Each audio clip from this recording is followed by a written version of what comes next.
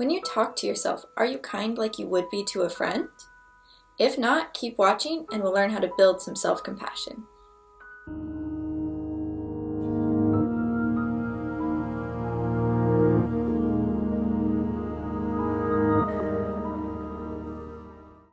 Hi, I'm Rachel from Body Mind Together. So today we're going to talk about acceptance and self-compassion. Acceptance is basically when we're not fighting the past, the future, or the present moment. So what happens a lot of the time is we're in a bad mood. Instead of accepting that bad mood, we're saying, man, I don't like feeling like this.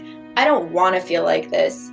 This is the worst. I'm so annoyed that I'm in a bad mood. Why am I in a bad mood? Ugh, right? And that actually doesn't help us to get out of a bad mood.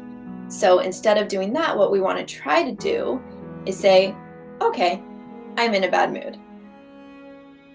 I accept that I'm in a bad mood. Now, what can I do in order to address my bad mood? Right? So notice how that didn't have any sort of, I don't want to be in a bad mood. I don't want this to be my reality. Instead, it was just completely focused on acceptance and then problem solving. So, okay, this is my reality right now. I can't change my current reality. I can change my reality in 10 seconds maybe, right? So then how am I going to do that? If I want to change my mood, if I want to be in a more positive mindset, if I want to get these things done that I'm having a hard time doing because I'm in a bad mood, what can I do? Literal steps can I take in order to address my bad mood? This one's hard for me. So I am a very punctual person, not necessarily a good thing because I get very stressed about not being on time. Let's say I'm driving to work. I left with like an extra 20 minutes because that's what I normally do, yet the traffic, I live in New York City. So let's say the traffic is particularly bad. Maybe there was a car accident up ahead of me. So now I'm sitting in my car, I'm freaking out. I'm like, oh my gosh, I left 20 minutes early. I'm going to be 15 minutes late. This is terrible. This can't be happening. I just sit and suffer the whole time. I'm sure my cortisol goes up, my blood pressure goes up. I'm just not having the situation. I'm like, why didn't I leave earlier? Why didn't I assume this would happen? Why didn't I check my Google Maps again? Or why did I assume it would be the same as a normal drive? So that is me not accepting the current situation. What would be more effective, or at least more effective for my mental health, would be to say, all right, I'm stuck in traffic. There's nothing I can do about it. So what do I need to do right now in order to address my stress and let whomever I need to let know that I'm going to be late? Then I have tangible steps I can take. Like, okay, at my next light, maybe it's not good to text, or maybe I should pull over, but realistically, I'd probably do it at a light. I'm going to text the person that I'm meeting, or my boss, or my coworker, or whatever it is in whatever situation. I'm stuck in traffic. There must be an accident or something. I'm running about 15 minutes late. I'm sorry. Okay, now I did what I believe is the responsible thing in that moment. And then I can address my mood after that, right? So now, okay, I'm super stressed. What can help me de-stress? Maybe I'm going to take deep breaths. Maybe I'm going to listen to happy music. Maybe I'm going to call my mom and talk to her on my drive. Maybe I'm going to, call my sister-in-law and see if I can speak with my nieces because they always make me feel happier. Right? A lot of people, I would say almost everyone, has some form of discomfort with their body. I grew up hating my nose, always, since I was a really little girl. I thought something was actually wrong with it. Once my uncle was telling us about breathing through your nose at night versus your mouth at night, and that if better for you if you breathe through your nose, but that some people have a nose that's shaped in a way that makes them breathe through their mouth. So anyway, I was maybe 5 when I heard this, and I was like, oh my gosh, not only is my nose ugly, my nose doesn't work correctly. Super upset about my nose. I was little, I didn't really have the skills to address that, but let's say now, at this point, my nose is still not my favorite thing ever. I can either fight the reality of the shape of my nose. I could get a nose job, I just have no desire to. It goes against my personal values. Beauty is not that important, and what's internal and the way that I act is far more valuable, and I would much prefer to spend money on that. Not that other people can't choose how to spend their money, and it can be totally valuable for someone and build confidence and all these awesome things. For me, I could just, spend a lot of time like, ugh, this is my nose. It's like, has bumps. It's not like this perfect nose that I see on these models or Instagram or whatever, wherever. This person in the park. And I can focus on that. Like, why couldn't my nose look like that? Why couldn't I look like that? Or I can just try to accept it and say, this is the nose I was born with. And then I can back up effort to fight that discomfort with a lot of different things. So I can practice some different body positivity mantras. I can choose to focus on something I like. So I could say, okay, well, my ears are nice, right? Let me focus on my ears instead. Maybe I'll play out my ears. Maybe I'll wear earrings because maybe that makes me feel more confident. I don't really wear earrings very often, but let's just pretend.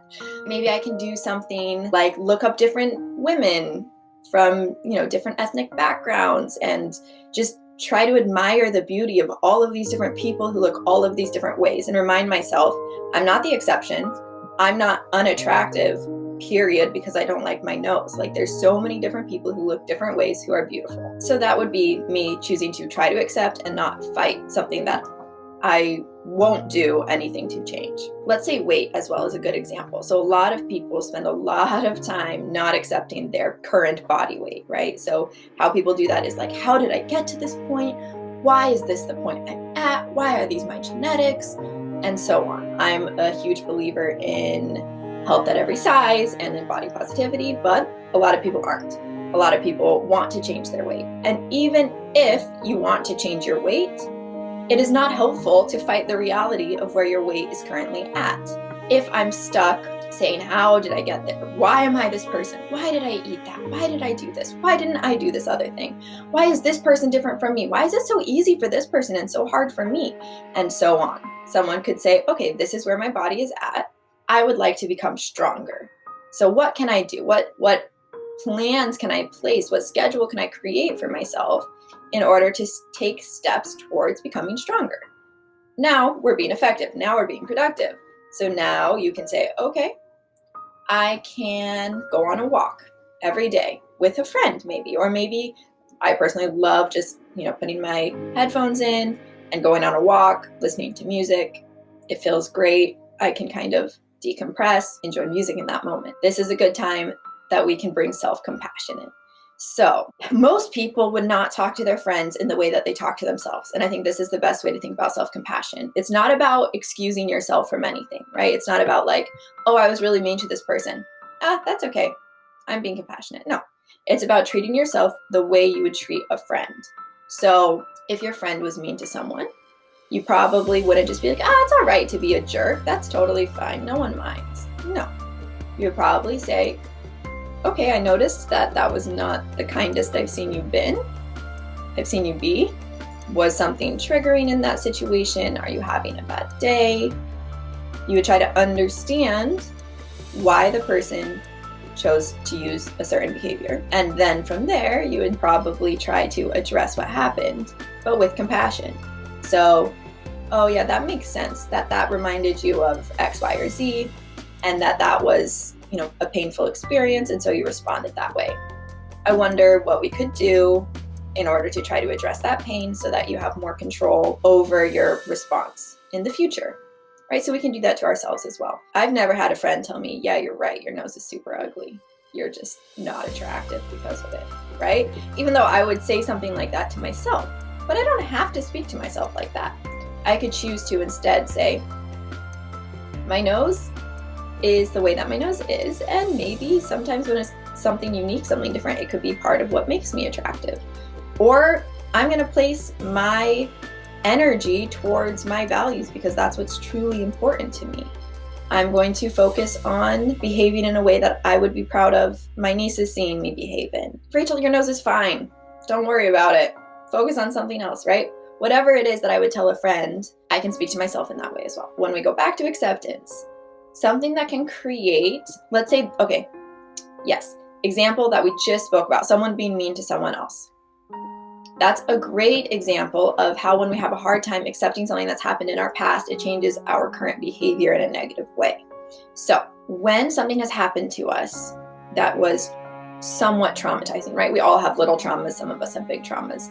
But let's say something happened that was really hard for us to accept because it felt unfair, right? It felt wrong. That person shouldn't have done that. That shouldn't have happened to me. It's really hard for us to process that and move forward in a healthy way. I think sometimes people confuse this with it being okay, right? Something that happened being okay. And how could I accept it if it wasn't okay? It doesn't mean it was okay at all.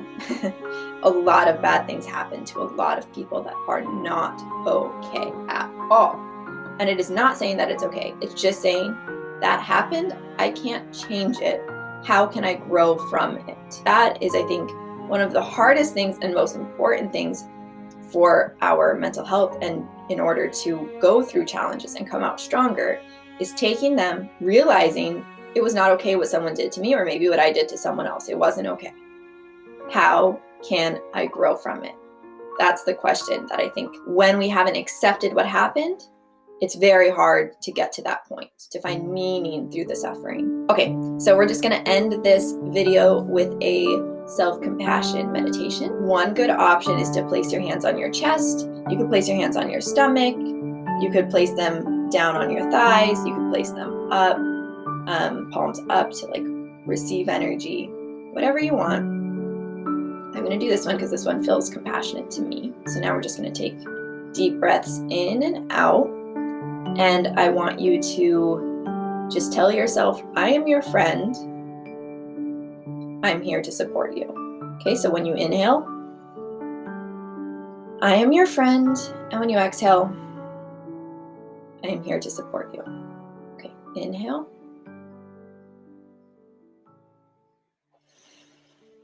Exhale. Inhale.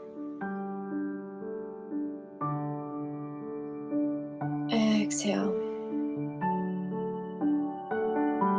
I am your friend.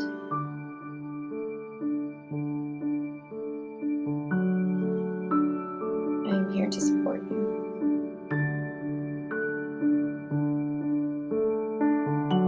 I am your friend.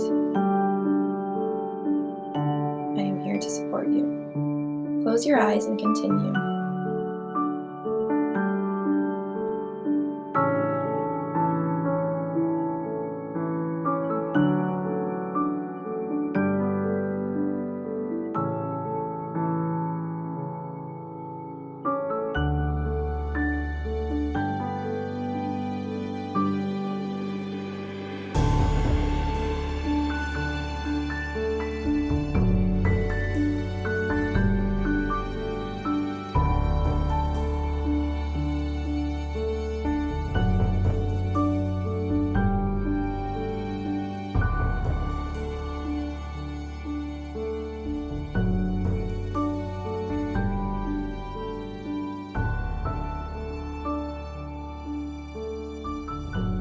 Go ahead and press that subscribe button so that you'll be notified when new videos like this come out every week.